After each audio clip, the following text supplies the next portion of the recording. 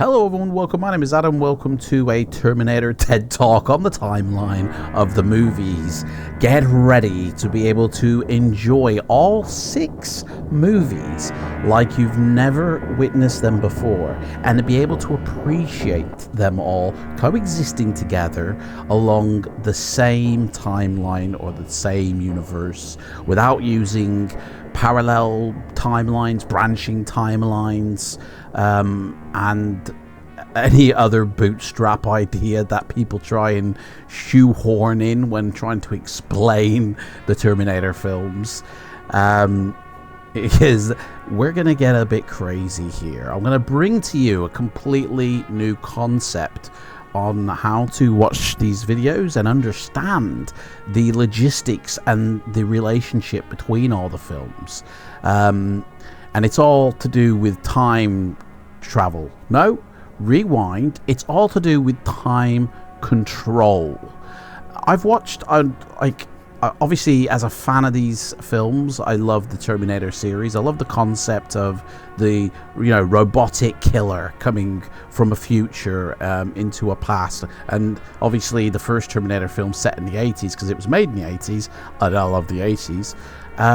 So it's got all the elements, cool visuals, good acting, great story premise, but it's got one kind of Achilles heel, I guess some people would say. It deals with time travel, and that's what everybody says, is that the time travel aspect creates paradoxes and kind of doesn't make half of the films give sense to each other, or even sometimes the film just ignores other films or replaces other films and is a whole jumbled mess. Well, I'm here to wash away the Vaseline off your eyes and help you understand, I guess, something I've been thinking for the last week or so. And I've gone on a YouTube research field trip as well, and I've watched every single video of people trying to explain the timeline of these films, even like watching, I'm guessing PhD professors or, experts in their field trying to explain all this. And I feel like everybody's got it wrong. First off, it's not time travel, it's time control, because we're traveling through time right now. We're probably into 5 minutes of this video. You've been traveling through time as you've been watching this video. So these films don't deal with time travel. They deal with time control. And with time control, there is a few things that need to be understood first. Now, before I get into that, there is a running order, I guess I would say, for watching these films. And of course, the order of which they were released is how people try and explain these films. They start with the Terminator, and then it's T2, T3, Salvation, Genesis, and Dark Fate. And those last 2 films kind of rewrite the whole 6 films as well. Terminator Genesis completely makes T2 not possible. T3 and T4. And then Terminator Dark Fate kind of makes T3, 4, and 5 not possible. So it's like, what?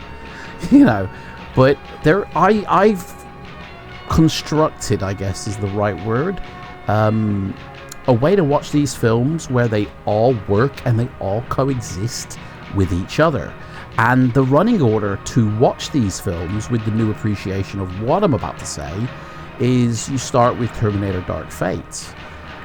You then move to Terminator Salvation, and then finally to the first Terminator film, which has its sequel, Terminator 2 Judgment Day. Then you watch Terminator Rise of the Machines, and finally end on Terminator Genesis.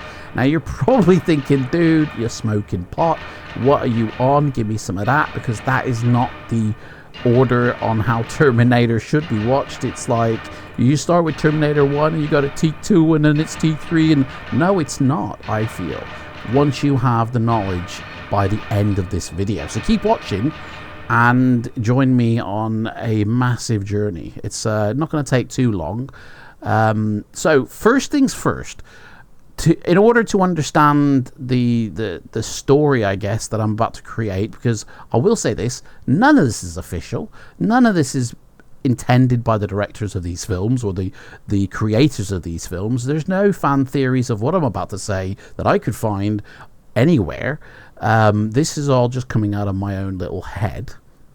But before I say all this, there's a few things you need to understand when dealing with time control, because obviously there's a lot of people that subscribe to the theory of the grandfather paradox. This is a well-known time travel problem, and that is if you go into a past, let's say before you were born, and visit your granddaddy. You know, hey Grandpa Joe, how's it going? Oh, who are you? And you kill him, and he's dead. It creates the grandfather paradox of he doesn't go on to birth one of your parents, like could be your mum, could be your dad, who then won't go on to birth you. So how did you go on to go back in time to kill your granddad? Ta-da! Well, I don't subscribe to that theory, because there's one problem in all of that, in that everyone's assuming that the grandfather paradox happens in the same time, you know, and it's not the way time works, you know. So for instance, there is a now time that we're sitting in, that I am recording this video, but it's not going to be the same now time that you're watching this video. It's going to be many days, weeks, months, years later that you watch this film, and that's going to be your now time. So let's say in the now of 2024, I go back into the past, right? The moment I leave my now and jump into the past, everything that happens from from where I land, let's say 1930, everything in the future is rewritten instantly, okay? Because in my original history, you know, in 2024, I never did go back, because like even if I went back 10 minutes to visit myself, I don't remember that.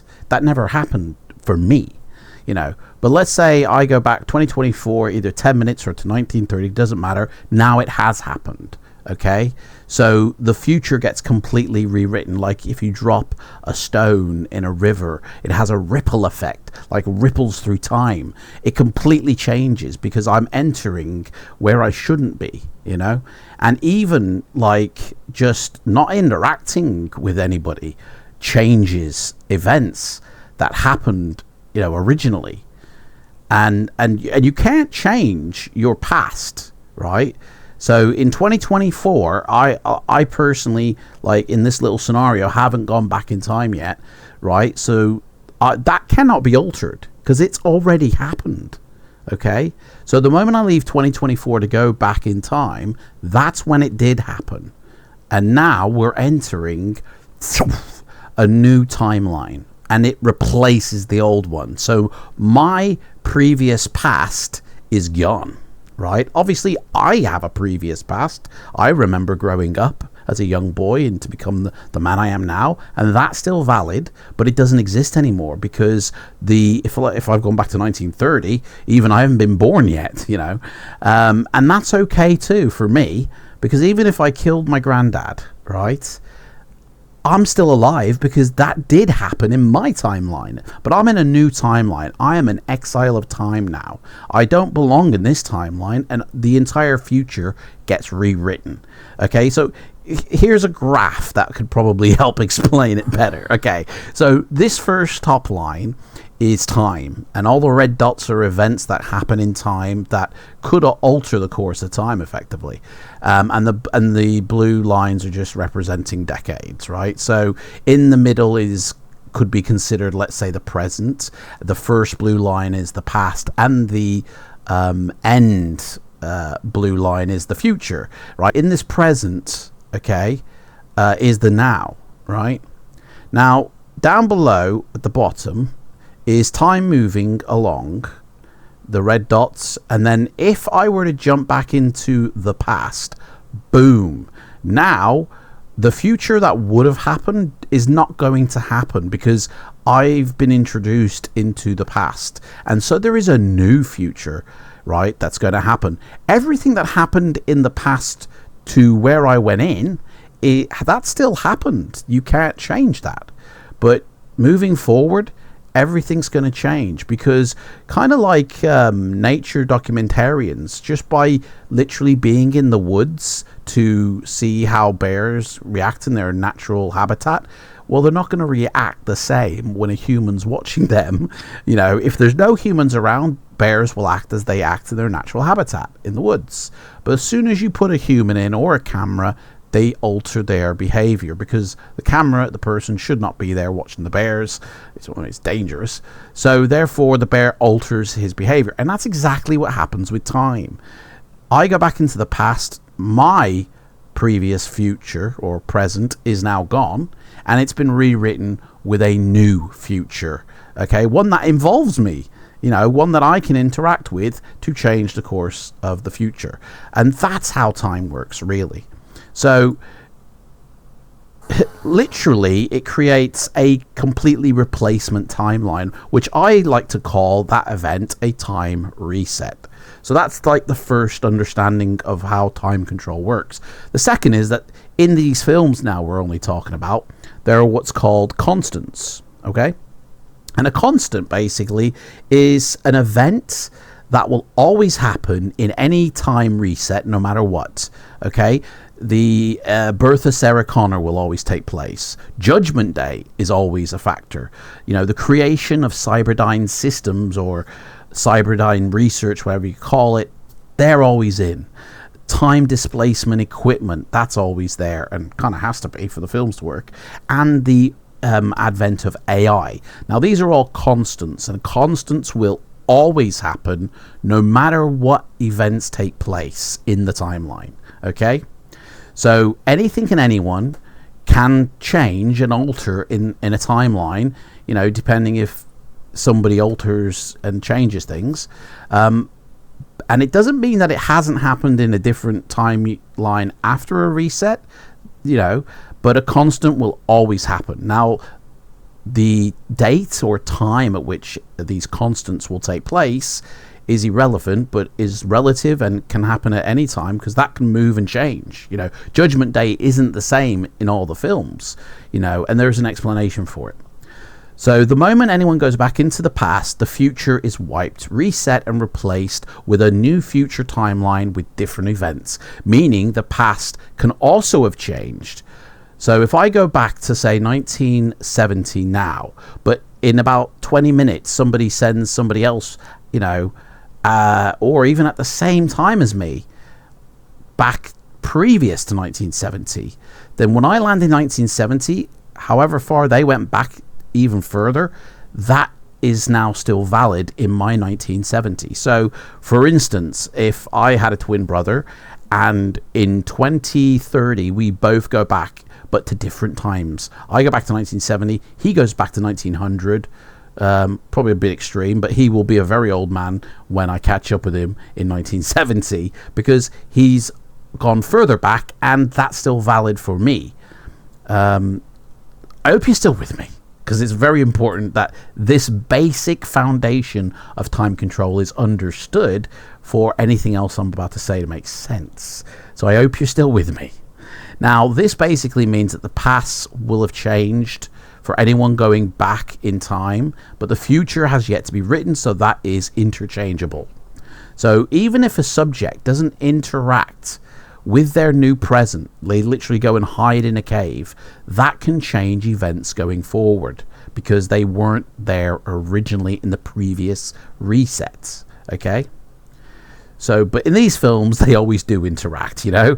So key events change. They'll either happen earlier or later, or not at all. You know, basically anything that is not a constant can change. So the date at which Judgment Day happens, you know, whether Sarah Connor will live or die, that's not a constant. And there are other non-constants as well, so they can always change. And they always do. So changing the past will change the future, which can mean a different past for the present that the film is set in to take place. And there's also something else called inevitability, okay? If I was to take a cup with a jug of water and I was to tip my jug towards the cup, it is inevitable that the water from the jug will go into the cup. It's inevitable. It's going to happen. You know, it's not going to suddenly magically go up in the air because gravity dictates otherwise. So things that are inevitable will always go on to take place. And here is one such concept. The moment humans create technology or create AI, it is inevitable for Judgment Day to take place. So we create technology, we inevitably go on to create AI. That inevitably will lead to Judgment Day. Timeline or time-wise, it kind of changes, but it's an inevitability, okay? Judgment Day, you know, is such a thing where, you know, if AI is created, because AI is a constant, Judgment Day is also a constant and inevitable. So things are inevitable. So to understand this probably better, let's go through the timeline, as it were. Now, there was a time, you know, where if you step out of the timeline and you look at the timeline entirely, there was a time when no time travel actually took place. You know, 1900, and we zoom in and look through the years. Sarah Connor's born, you know, CyberDyne Systems, and we move forward to the future. You know, there was a time when we're not seeing Terminators pop in, you know, into 1984. We're not seeing John Connor. Oh, hang on. We are seeing John Connor, and I'll explain that. But we're not seeing Kyle Reese pop into 1980, you know? We're not seeing T-1000s fight it out in a supermarket or a shopping mall, or wherever it was. You know, we're not seeing any of this. Well, how come? You know, because it hasn't happened yet. So there was a timeline when things happened for the very first time, when no one was sent back to the timeline, you know, from the future, because that future had not been written yet. And we call this the alpha timeline, or I call it the alpha timeline. I don't know if there's already a concept for this in the Terminator franchise. So, alpha timeline, events happen, you know, in a certain way, right? And this is how it happened. First off, we have the birth of Sarah Connor. Date of that is kind of a question mark, because in Rise of the Machines it says 1965, but I think fans sort of say 59. So because it featured in a film visually, we're sticking with 1965, but that's irrelevant in all honesty. So the birth of Sarah Connor happens. 1979, 1980, CyberDyne Systems Company is founded, a robotics company, which eventually in the early 2020s goes on to create augmented humans from Dr. Serena Kogans' work, and they create cyborgs. Humans who have a machine interior and an interface eye lens for war. As the years pass, they go on to create an AI system called Legion. In 2028, the system becomes self-aware, and in 2029, boom, Judgment Day happens for the very first time. Remember, this is the first alpha timeline. A war breaks out between man and machine. Dani Ramos grows up in the ashes of Judgment Day and helps Grace become a soldier that we know from Dark Fate. Legion goes on to make their very own version of the augmented humans, which they call Terminators to sound intimidating, and they are designed to wipe out this human race. But you know what? Humans don't go quietly into the night. So Legion, first off, before they create the Terminators, they kidnap humans, experiment on them, and there's all these little mini events that take place that lead up to them creating their very first kind of like Terminator, you know. And around 2037, they begin creating their own Terminators, but they call them Rev units, to be honest, and that stands for revolution. So each model is a revolution cycle of a different model. So Rev 1, okay, doesn't look human at all, and it's made for pure human extinction, war, not infiltration, but just wipe them all out. They're very easy to kill, and Legion learns from this when they make Rev 2, and they make it better each time when it fails to do what they want it to do. Now, Legion recognizes a way to win the war, possibly, is to kill the leader, and then people become leaderless. So Dani Ramos becomes a target, and they use the Rev units to help bring down the humans. Kill their leader, bring down the humans, win the war. Now, many Rev units are sent after Dani Ramos, and, you know, she eliminates them all because she's pretty badass. And in 2040, Legion creates the time displacement equipment for the very first time.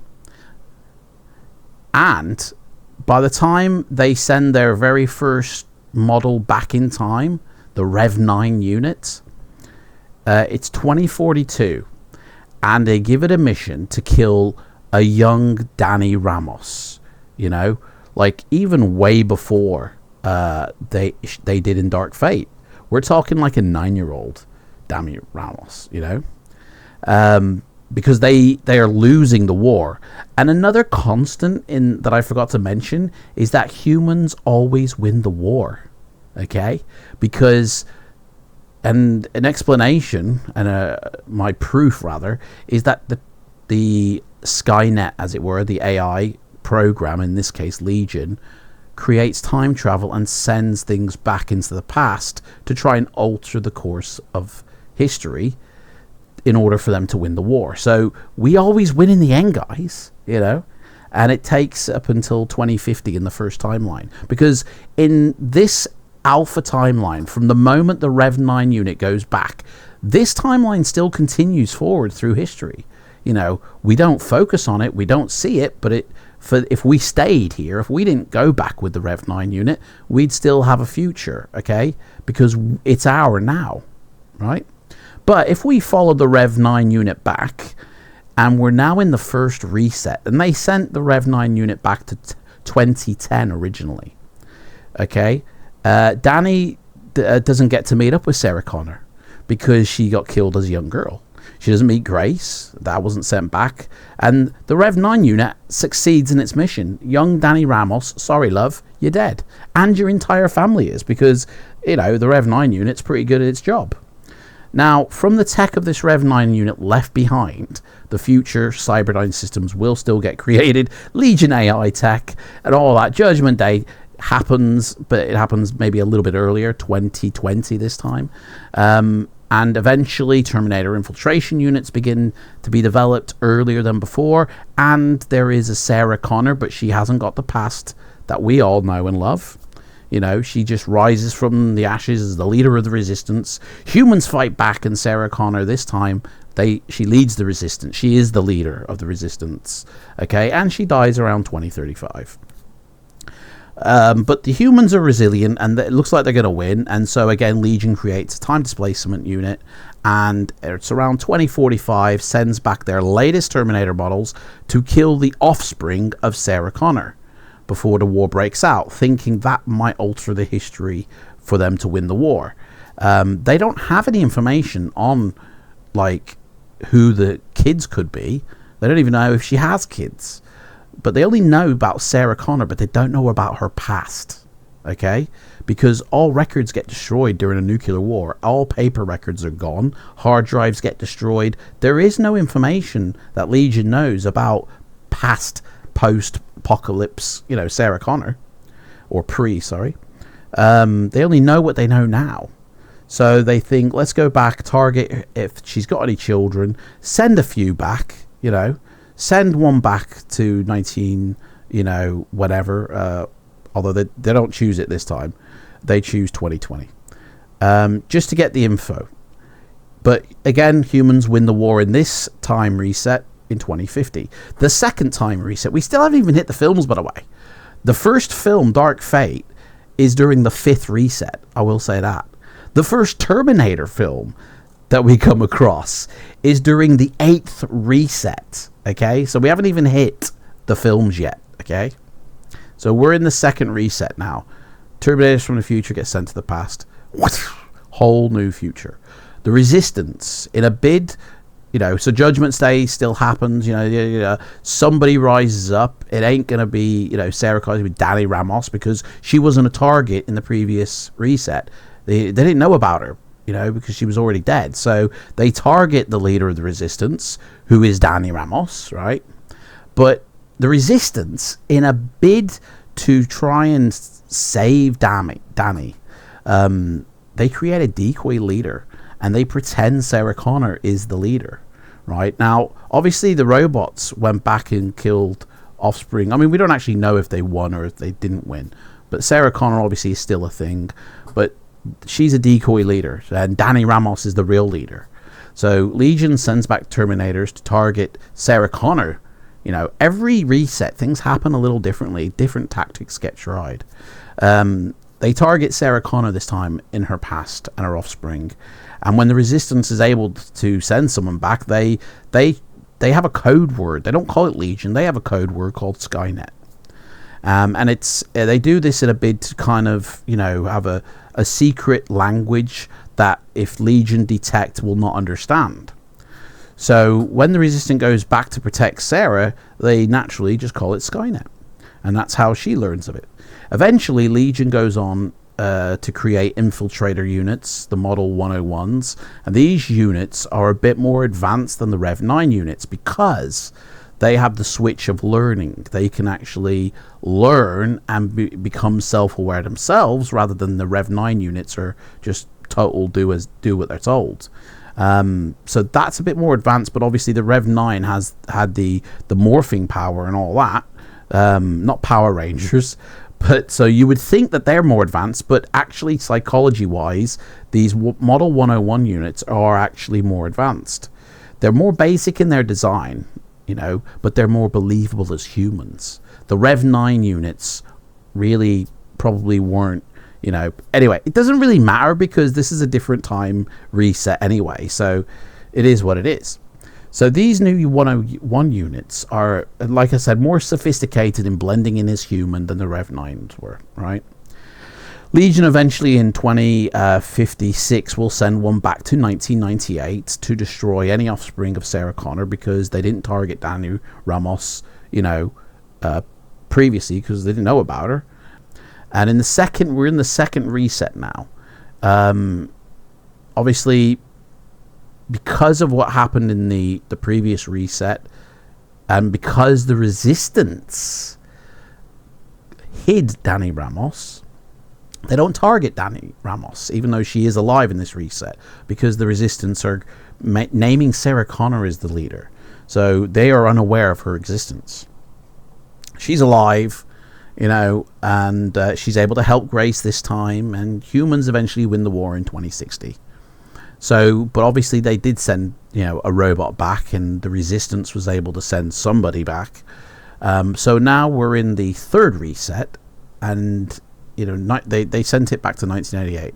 So obviously whatever happened from 1998 happened up until we catch up in sort of the future war, Judgement Day, which took place in 2017 during this reset. The Resistance is now led by Dani, helped by Sarah Connor and her son John, and they come up with a plan to alter the course of history in a bid to win over Legion. So I'm going to guess that they didn't succeed in killing John in 1998. They call Legion Skynet during this reset, and they train up a young Kyle Reese, and they give him false information to send him back and hook up with Sarah Connor to try and alter the course of history, and also protect her and feed her with all this misinformation in order to try and create a new future. Kyle Reese goes back to 1985 in this reset, and Sarah Connor's already pregnant. She's already having a baby. Judgment Day takes place in 2017. The time displacement equipment is created in 2029. That's when they send them back in this timeline. And humans win the war in 2035. And as a side note, I just want to say, have a look at these pictures of John Connor, okay? Edward Furlong and Nick Stahl, I think his name is. They are the two John Connors of young John Connor, right? Now let's look at Kyle Reese. Which one do you think looks the most like Kyle Reese? Because I say Nick Stahl looks a lot more like Kyle Reese than Eddie Furlong does. I don't believe that in Terminator 1 and 2, Eddie Furlong is the son of Kyle Reese. I think Eddie Furlong comes from somebody else that, you know, she shacked up with. And that he just got his end away, but it didn't make any difference. You know, we'll come back to that in a second. So we're in the reset again. So that was the third reset. We're in the fourth reset now, okay? The Terminator went back to 1985. Kyle Reese went back to 1985 to Prega's Connor. And obviously John, who's going to be born, isn't from Kyle Reese. He's from some other random dude she picked up. Probably the one who left the voice on the voice machine, you know. So, fathered before Kyle shows up. Judgment Day takes place in 1999. And another FYI, the earlier Terminators go back, the earlier Judgment Day takes place. So the time displacement equipment is created in 2019, and they train up Kyle Reese in this one with, again, false information to send him back and hook up with Sarah Connor to protect her, feed her all this misinformation to create a new future. And Legion sends 3 more units back to various timelines to try and target Sarah and John Connor at the same time, and humans eventually win the war in 2024. So Legion sends a Terminator back to 1984, to 1994, and to 1998, all at the same time, and I think 1999 and 2020 as well. This is the 5th reset, by the way, and this is where we pick up Terminator Dark Fate. Grace, right, this is the important one, because there's a scene in Terminator Dark Fate where, you know, Linda Hamilton character is going Skynets and all, and Grace goes, what? Who? Huh? It's Legion. And she goes, well, no, it's Skynet. How is that possible? This is how. Grace, who came from the 4th reset, knows it to be called Legion, but knows also, like, knows it to be called Legion. Whilst Sarah Connor is actually a part of the past at this point, and she has been fed lies from Kyle Reese, who came from the past as well, giving her Skynet bullshit, right? She's a part of this. Sarah Connor is a part of this 5th reset, growing up knowing it's Skynet.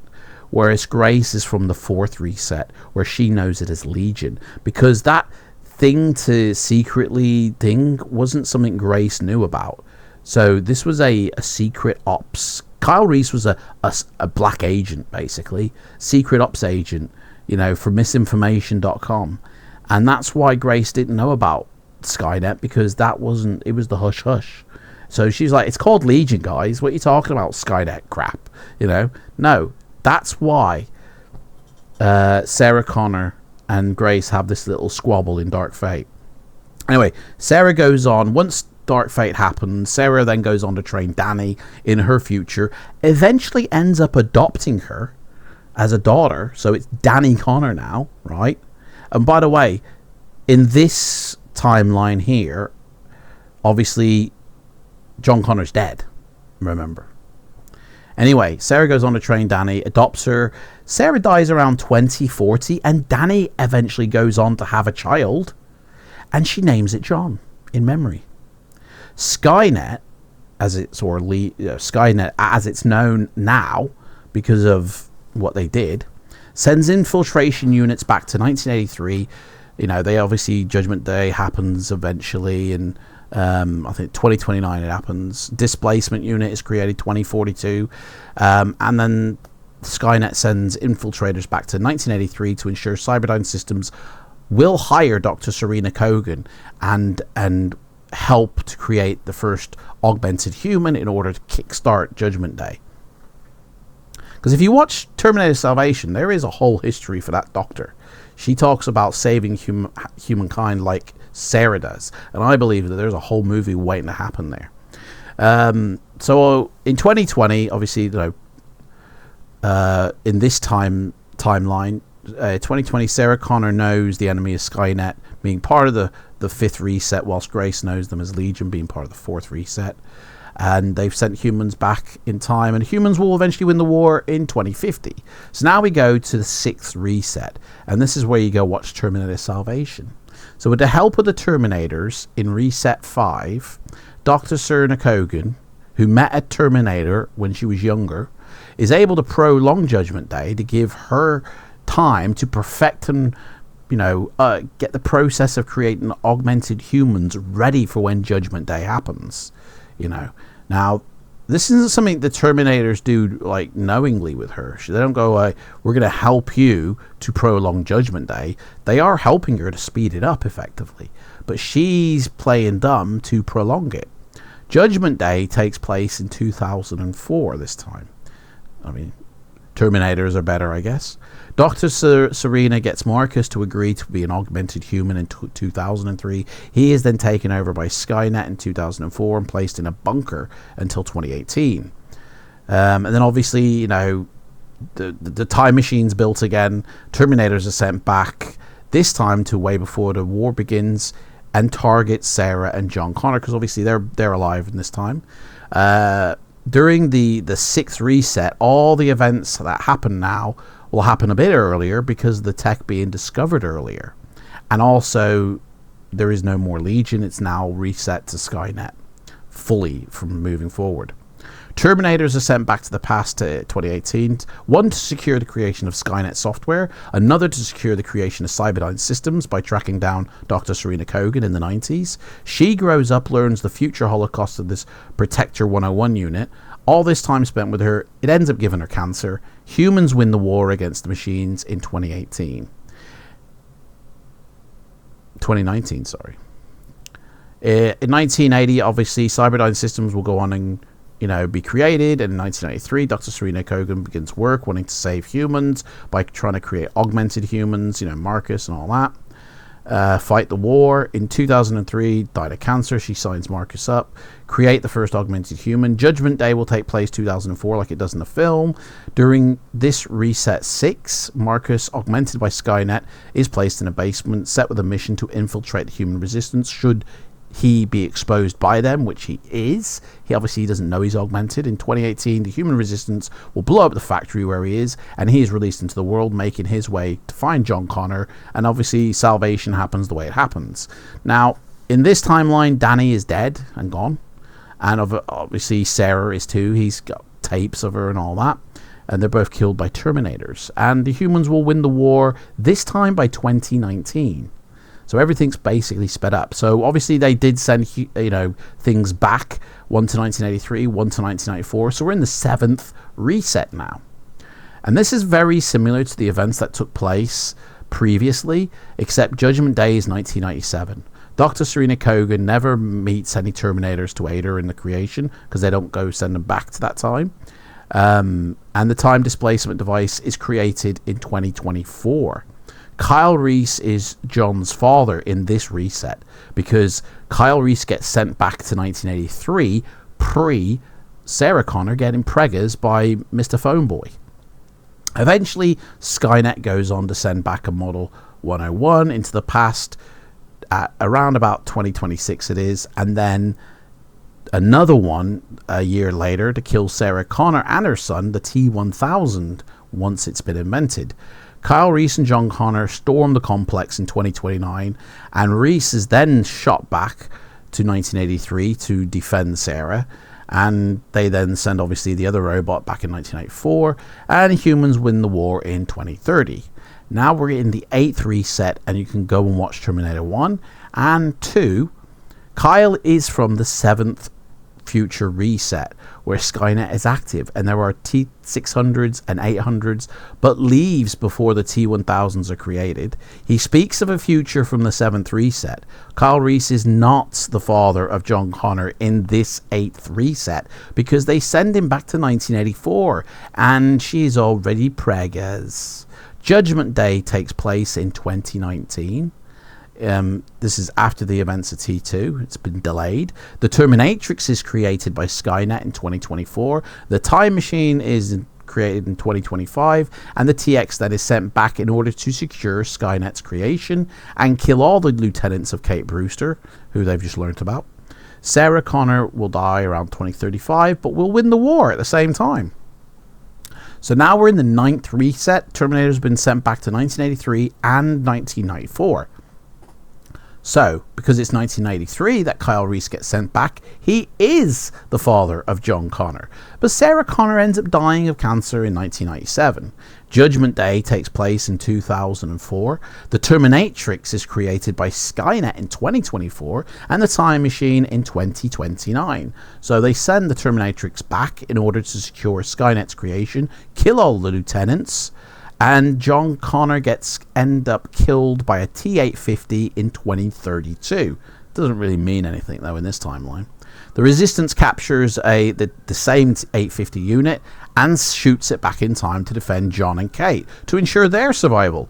And humans end up winning the war in 2040. So 10th reset. This is now the film Rise of the Machines.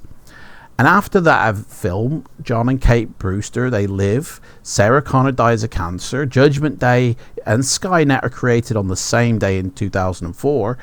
The Time Machine is created in 2029. Humans win the war in 2035. And Skynet sends Terminators back to 1986 this time. So the reason why Nick Stahl looks like Kyle Reese is because in that timeline, he is the true son of Kyle Reese, whereas in T1 and T2 Eddie Furlong was Mr. Phone Guy, you know. And in any time when they send it back earlier than 1984, then Kyle Reese is the father. If they send it back to 1984, 1985, 1986, Kyle Reese is not the father. So now we're back in the 11th reset. They've sent Kyle back to 1986. Judgment Day takes place in 1997. The time displacement equipment is created in 2029. Skynet decides to send 4 Terminators back through time. The 1973 date is picked, 1984 date is picked. They hedge their bets. 2 T-800s and 2 T-1000s. They just want to make sure, you know. The Resistance storms the facility and eliminates Skynet. Now, once Reese goes back, they decide to hedge their bets and send a second T-800 to 1973, which is previous to when Reese goes back, to help young Sarah prep for the upcoming Terminator. Then John Connor gets turned into a T-3000, and he gets sent back 2014 and begins work on Genesis. This is shown in the Genesis film. So now we have a time reset still within the Terminator Genesis film, because you see the 11th reset at the beginning of the film, then the 12th reset, and the Terminator Genesis film plays out, but they also do a little bit of time traveling in that film. So there's like 2 more resets, which is why it's Genesis when they go forward in time. Like Terminator Genesis with this theory totally makes more sense than all the other films combined. In fact, makes it a lot more interesting. Makes it understandable. Like everything I've just kind of gone through with all these resets, I have been able to enjoy these films on like another level, and they all make sense, and there's literally no theory or no question that cannot be answered by everything I've just said. Like, it just totally makes sense. You know, you don't branch off a new timeline, you know, and then you can sort of see 2 timelines running coherently of each other, because that would suggest you can jump between them, and that doesn't happen in real life, I feel. You know, it would just replace it, not branch off it. Different series, whatever, I'm not going to get into it, but like I said, I have seen loads of people trying to explain the Terminator timeline, and some of them are really complicated and don't make sense to me, because the fundamentals of time control they don't get. I don't subscribe to the grandfather paradox. I don't believe that really would happen, because as soon as you leave your current time and go into the past, it now becomes your now, and the future gets completely rewritten for everybody. You kill your grandfather, you just grow up in a world where nobody's heard of your dad or your mom or whoever your grandfather stemmed. Like, nobody's ever heard of them, and nobody's ever heard of you, and they've gone, who's this new dude in town? I don't know, but Mr. Sherlock, the postman's disappeared. He ain't come around anymore. You know what I mean? Like, and then you live a new future, you know. But you still do exist. You don't just suddenly vanish or disappear, or you see like the world changing around you. Oh, someone's altered the past. Like, because that doesn't happen. We are living in the now of now, okay? And our future has not been written for us from our point of view. It's all relative. But if we step back out of time and see, like a god would, the past, present, and future, we can see that our future is already played out. You know, obviously we as humans can't do this yet. We can't step out of time to view the timeline and then just zip back into it where we like. We're in the now. But that now can be at any point during this timeline. You know, the films choose to focus in on certain points of now. If you've understood this, please let me know in the comments. If you haven't, I'm happy to explain it. With any questions, I'll answer them in the comments below. Thank you for listening to this ramble of a madman. You know, I love these films, and I watch them now. Terminator Dark Fate, then Salvation, then Terminator, then T2, then T3, and then Terminator Genesis. And Genesis makes the most sense, guys. You'll be able to enjoy that film finally. You know, T1 and T2 are kind of mundane because you know what's going to happen because of all the time resets. And it's kind of like, I've got to get through those films now. Like, seriously, Terminator Salvation is another standout film, you know, because of the Dr. Serena factor that you can now see and visualize. Like, I'm going to put the sort of time thing in the description box below. I'm going to write out everything so you can read it for yourself, because me babbling on, you might not have gotten it. So I'll put it in the description box below, but let me know what you think, your thoughts on this. It's only been about 30 minutes, an hour, so that's good. I didn't want to go over an hour. But anyway, thank you so much for watching this fully, and if you did get this far, put "I have been terminated" in the comments below. Goodbye.